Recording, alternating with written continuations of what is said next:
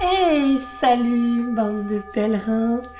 Vous êtes sur Énergie, la chaîne d'une apprentie. Alors voilà, aujourd'hui je viens vers vous pour vous présenter un tarot collector. Il s'agit du New Chapter Tarot, le nouveau chapitre de ma vie, de ta vie, de Catherine Briggs. En fait, c'est un tarot qui est sorti, je crois, en mars 2021, mais en septembre 2021, elle a sorti une édition collector que j'ai achetée. Voilà, donc vous la trouvez sur Liminal 11, si cela vous intéresse. Je vous mettrai l'adresse mail en barre d'infos. Moi, je l'ai payé, je crois, 75 €. Alors, Catherine Briggs, une jeune femme qui vit dans la région du Grand Philadelphie aux États-Unis parce qu'elle a quitté l'Écosse dans le cadre d'une séparation. D'où a émergé en fait ce tarot.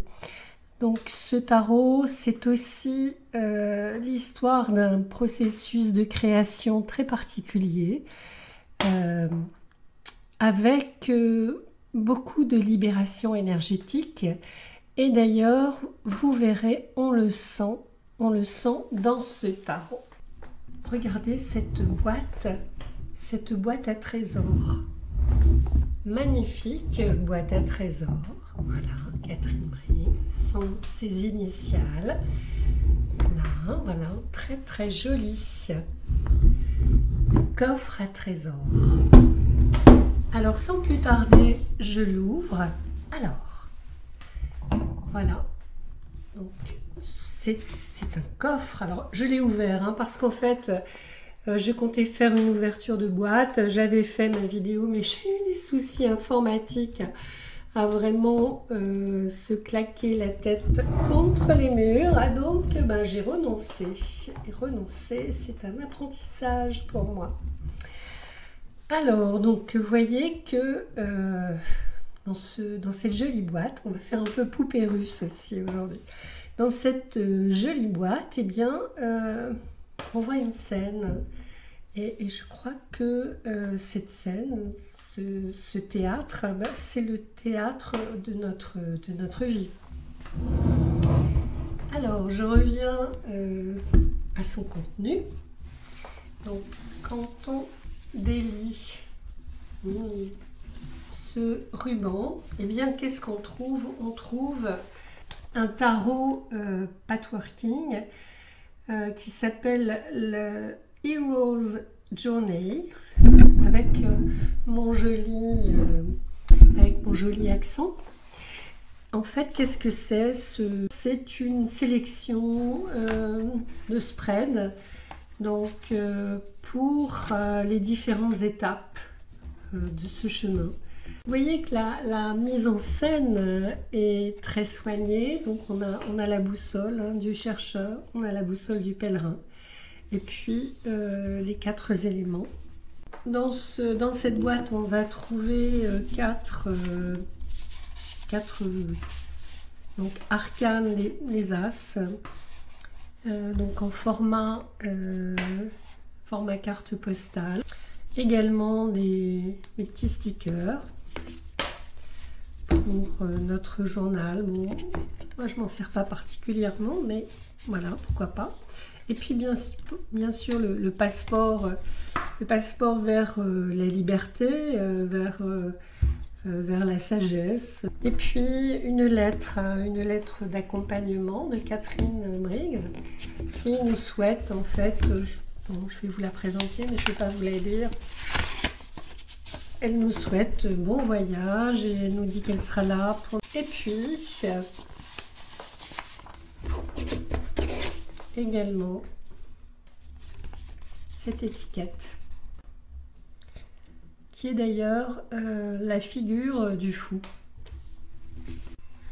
Juste une parenthèse parce que quand j'ai rangé la boîte, j'ai oublié de remettre donc les tapis tapis de lecture. On voit donc le serpent, on voit le lièvre, le papillon.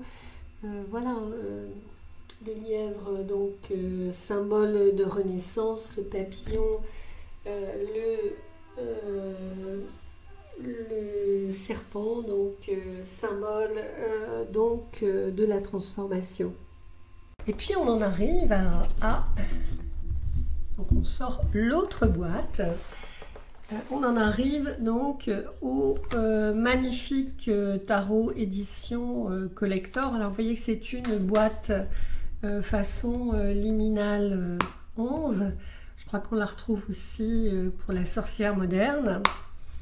Voilà, donc très très jolie boîte avec ce travail sur la géométrie sacrée.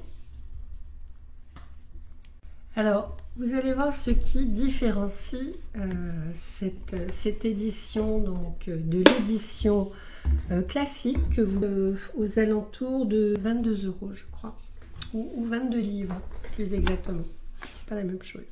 Alors, ce qui différencie cette édition de l'autre, eh bien, c'est d'abord cette tranche. Voilà, donc je trouve que c'est très joli cette boîte, puis en plus c'est très pratique. Cette boîte d'où l'on sort en fait ce tarot. Voilà le contenu de la boîte. Alors c'est un petit livret très succinct, mais très intéressant, avec un avant-propos de Rachel Pollack, avec une illustration par arcane majeur, non pour les arcanes mineurs, mais une présentation à chaque fois de la suite. Et puis une page pour les cartes supplémentaires que je vous lirai. Et puis également son point de vue sur la lecture du tarot et donc des exemples de tirages sont proposés.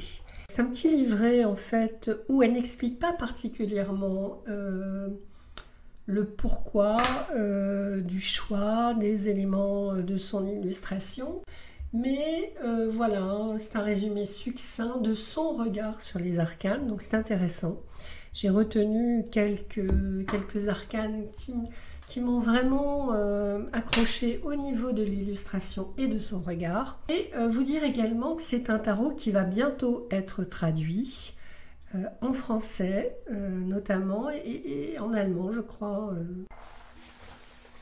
Allez, c'est reparti. Alors Catherine Briggs, comme je vous le disais tout à l'heure, nous indique que en fait son processus de création est intimement lié à son cheminement. Elle a commencé à travailler ce tarot en 2018. Il a été édité en 2021.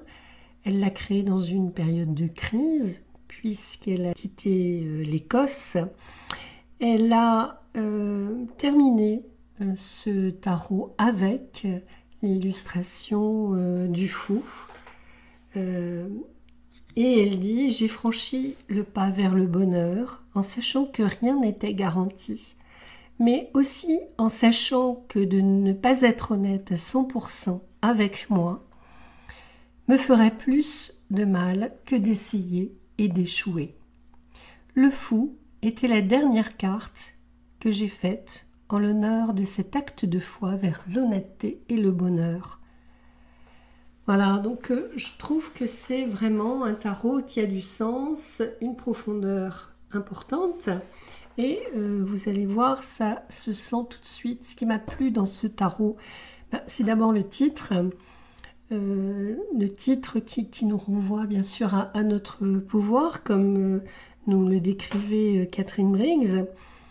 Et puis, je trouve que, d'abord, en dehors de la beauté des illustrations, c'est vraiment un travail à l'aquarelle. Bon, elle l'a retravaillé sur informatique, je pense. Donc, un vrai travail. Et puis, un travail à partir de la géométrie aussi. Et je trouve, ce qui est remarquable, je trouve, dans ce tarot, c'est qu'il y a une notion, il y a une idée d'élévation dans chaque illustration. Vous dire également que c'est un tarot donc, qui est un mélange en fait de Thoth, de Rider-Waite et puis une personnalisation en quelque sorte bien évidemment de Catherine Briggs. Vous trouverez donc dans ce tarot beaucoup de références astrologiques, mythologiques, donc mythologie égyptienne, nordique, grecque, des symboles alchimiques. Vous verrez que l'arbre de vie se cache dans beaucoup d'arcanes. Les chakras sont également présents dans ce pont.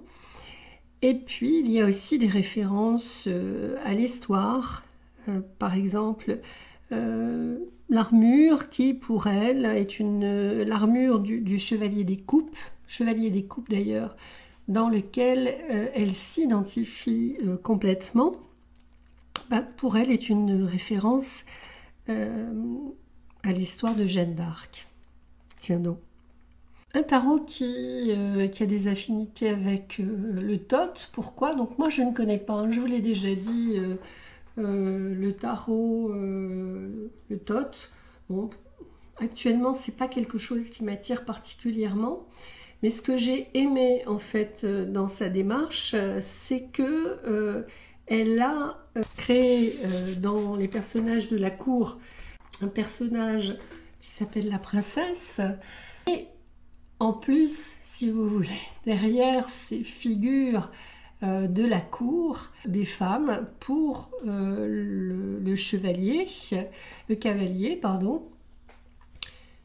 Et bien sûr la princesse, et inversement. De cette manière, elle a complètement changé la structure du tarot en travaillant la notion de genre et en rééquilibrant aussi l'importance du genre masculin présent dans le tarot classique, notamment au niveau des figures de cour.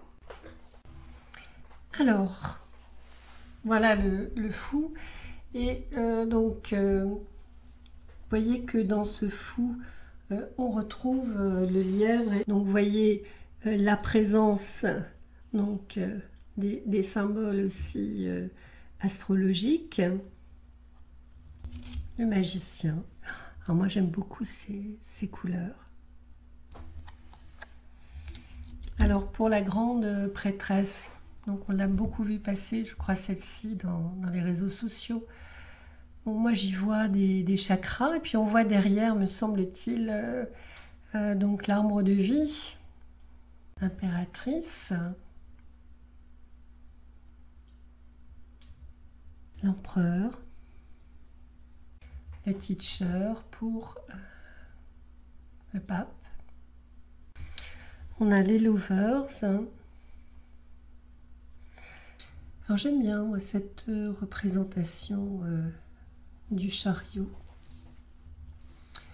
avec ces chevaux qui semblent sortis d'un courant énergétique comme ça, du symbole de l'infini. La justice est très très belle également. J'ai tendance, comment dire, à y voir en fait la balance comme quelque part un pendule. Voilà, donc une notion de justice qui n'est pas forcément cartésienne, froide, mais aussi basée sur l'intuition. Donc l'ermite en haut de sa montagne. La roue de fortune, c'est à ce moment-là, quand elle était dans la création de cette roue de fortune, qu'elle est partie. Alors,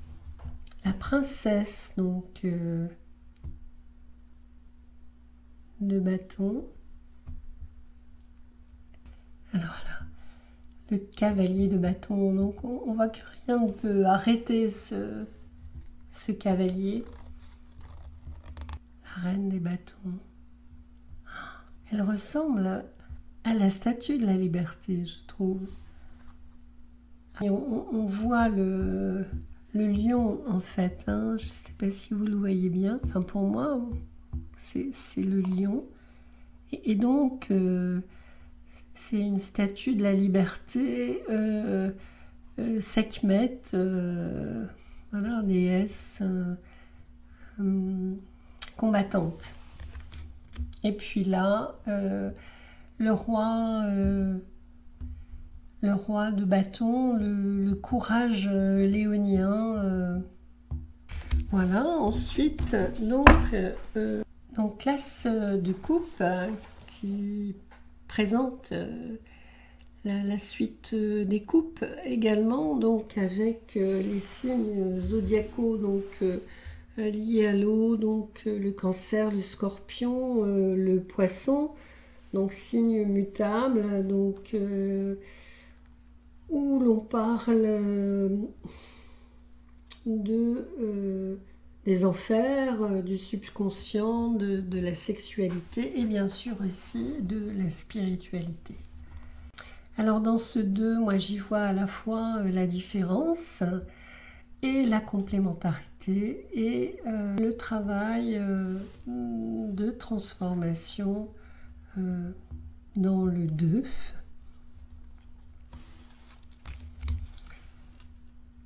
Donc le 3, on y voit plusieurs types de couronnes. Alors le 4 de coupe.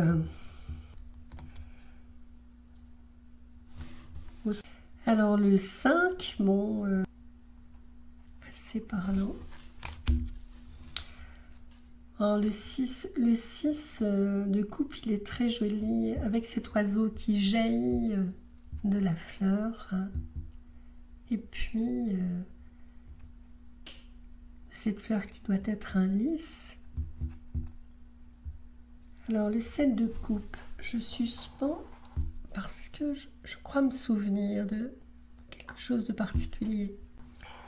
Alors, à mon sens, un regard légèrement différent du rider, elle dit « Cette carte offre un aperçu des possibilités, la première vague de liberté après la résolution d'un problème qui vous retenait, une évasion des restrictions, de l'oppression, des traumatismes. Maintenant, on a l'impression que tout est possible, livre d'imagination, dansant sans entrave et un peu trop sauvagement. C'est une période de grands rêves et d'idées, mais sans les ancrer dans la réalité. » Je trouvais ça intéressant.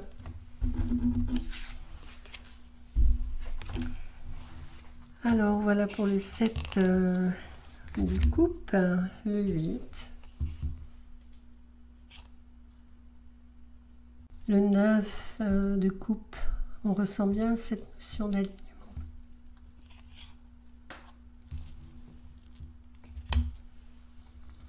Le 10 de coupe avec cette notion de roue qui s'alimente, qui alimente un bonheur serein. Donc la princesse de coupe, donc princesse de coupe, donc qui est un homme. Dans cette famille, donc dans cette suite des coupes, et ce sera également le cas dans la suite des disques. Qui plus est, un homme dans une suite qui nous parle d'une énergie réceptive. Donc, généralement plus liée au féminin. Alors voilà ce fameux cavalier de coupe. Je vais vous montrer la photo de Catherine Briggs et on y verra bien la ressemblance. Voilà, voilà Catherine Briggs transformée en cavalier de coupe. Je vais vous lire ce qu'elle dit sur le cavalier de coupe.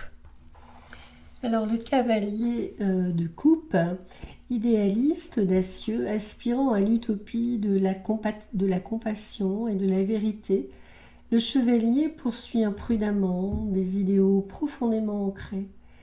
La volonté de sacrifier le confort ou la logique pour atteindre le succès, entre guillemets, considéré comme juste. Autosacrifice, mais toujours pour une cause. Le chevalier représente une alliance souvent ténue de forces opposées. C'est le désir de prendre le monde tout en étant profondément blessé par lui.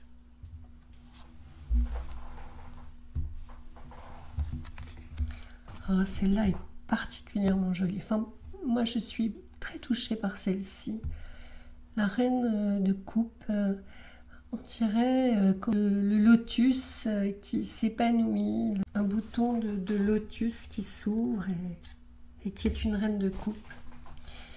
Voilà, le roi de coupe. Alors, on arrive maintenant donc l'as de disque, donc qui est associé, qui présente la suite, qui est associé donc à la Terre, bien sûr, au Capricorne, au Taureau, à la Vierge. Et donc, qui montre aussi ces différents aspects qui le caractérisent. Donc, dans le 2, on a cette notion de la division cellulaire, voilà. Et puis aussi, avec ces fruits, cette notion de mûrissement et donc la croissance, le mûrissement et ensuite la décroissance, si je puis dire. Voilà.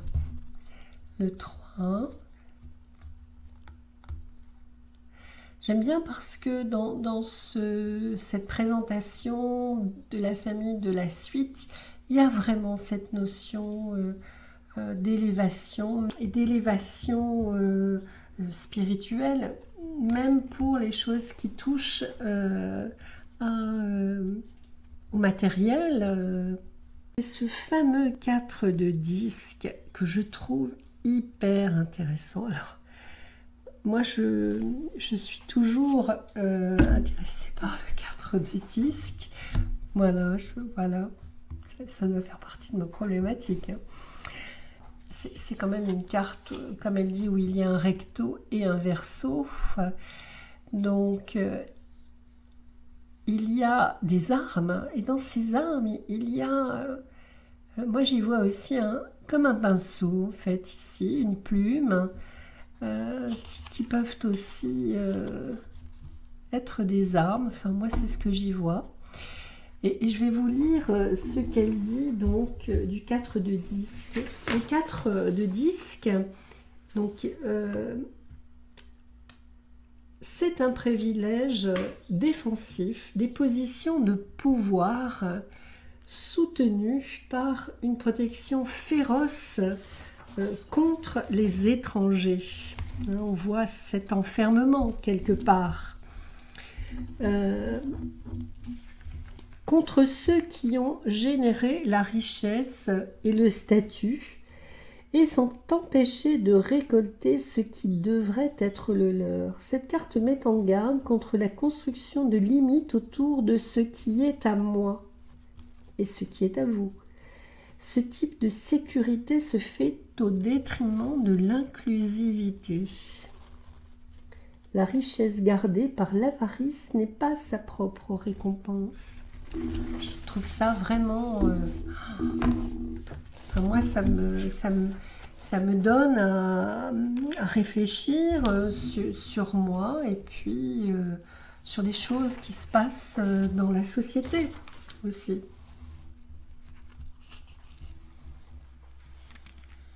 Alors, le 5. Le 5 de disque dans l'arbre de vie. Voilà. Je vous rappelle que dans le rider, c'est ça. Et le 6. Donc, le 6 de disque qui est sa vision du bonheur. Justement avec, comment dire... la ressource, l'abondance, ça peut être ça. Le 7, donc, oui, dans sa vision du 7, moi j'y voyais plutôt, comment dire, une lecture inversée. Alors je vais vous montrer le 7 de disque dans le rider et je vais vous dire ce qu'elle dit. Alors pour le 7 de disque, elle dit: vous êtes dans une impasse, essayant de labourer un champ caillouteux plein de mauvaises herbes. Le 7 de disque dénote les efforts frustrés et la futilité de ces efforts. Coincé dans la boue, vous devriez peut-être descendre des outils et réévaluer le chemin que vous avez choisi. Cette carte pourrait également représenter une perte de fortune, un investissement imprudent. Ce que vous pensiez être un choix de carrière fructueux s'est avéré stérile. Donc, est-ce que c'est en rapport avec voilà, son propre chemin? Alors, le 8, oh là là, qu'est-ce qu'elle est jolie, hein, cette carte de l'apprenti.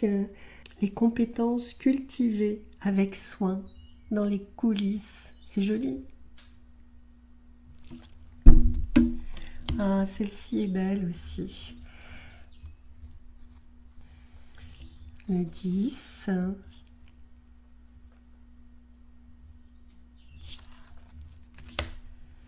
Donc, la princesse de disque, c'est un homme et je vous expliquais pourquoi elle avait choisi ça. Chevalier de disque. Avec cette notion de liberté acquise, de travail qui a donné ses fruits. Oh, la jolie reine des disques. Et puis le roi de disques, j'aime bien, il est assis sur une tortue. Bon, ça en dit long sur, comment dire, non pas ses capacités de changement, parce qu'il en a certainement beaucoup pour être arrivé là, mais tout au moins il a une vision, très arrêtée, presque arrêtée. Alors, je vais maintenant vous présenter donc les épées. La suite des épées rattachées à l'air. On voit donc les différents aspects que peut prendre cette configuration, avec quand même ces étoiles, ce collier d'étoiles entre guillemets. Alors le 2, donc le 2 d'épée, le 2 à la croisée des chemins, le 2 double, voilà.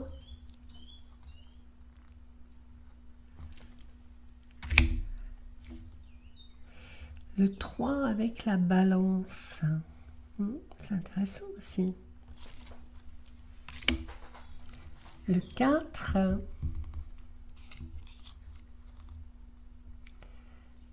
alors le 5, bon ben là, c'est assez parlant. Le 6 également.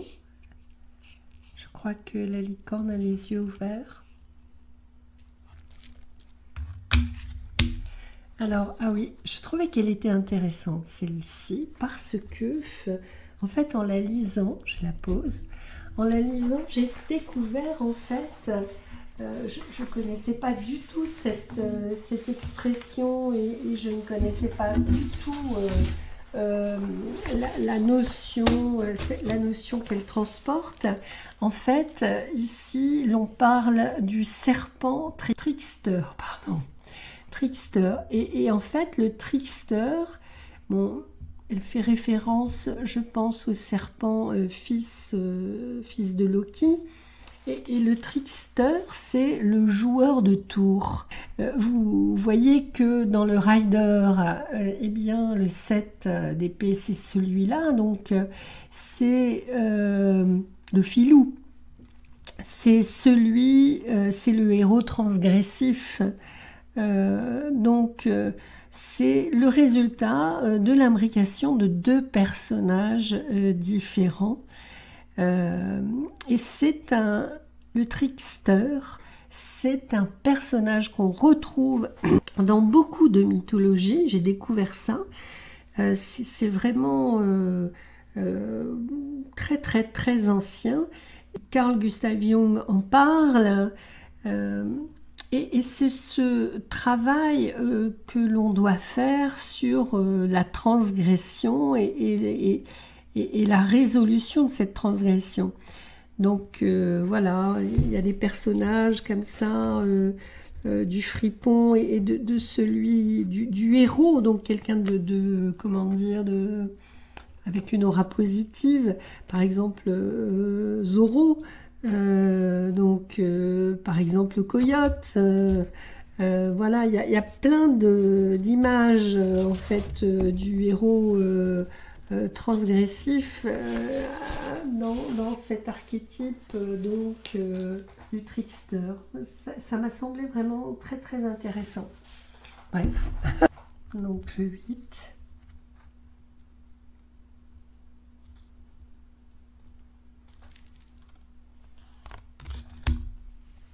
Le 9. Vous voyez que même dans le 9 d'épée, il y a une notion de résilience, une notion d'espoir. Et là aussi.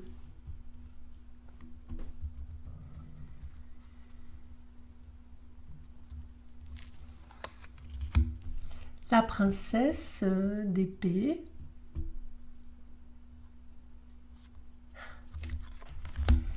Le cavalier d'épée.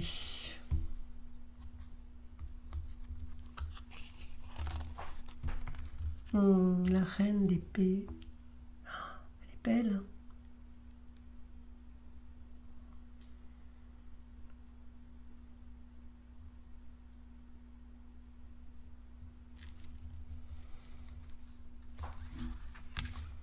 Et puis, le roi d'épée.